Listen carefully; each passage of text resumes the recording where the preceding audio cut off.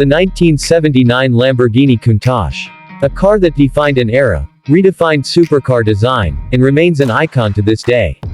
It's not just a machine, it's a statement. From its aggressive wedge shape to its scissor doors, the Countach looks more like a spaceship than a car, and back in the late 70s, nothing else on the road even came close. At the heart of this beast is a naturally aspirated 3.9-liter V12 engine, delivering around 350 horsepower. It may not sound like much by modern supercar standards, but in 1979, this was borderline insanity.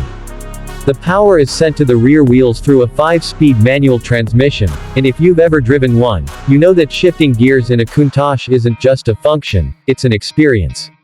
The gated shifter clicks into place with mechanical precision, demanding deliberate inputs.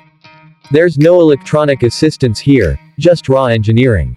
Performance-wise, the Countach could go from 0 to 60 miles per hour in about 5.6 seconds and had a top speed of roughly 180 miles per hour, making it one of the fastest cars of its time. But here's the thing, speed was only part of the story. The way the Countach delivers power, the way it hugs the road, and the sheer adrenaline rush of piloting one is what makes it legendary.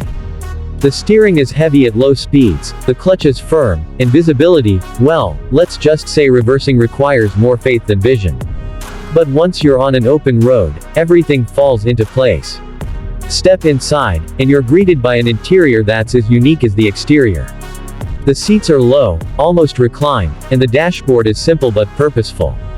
Leather wraps around nearly every surface, giving it an unmistakable feel of craftsmanship.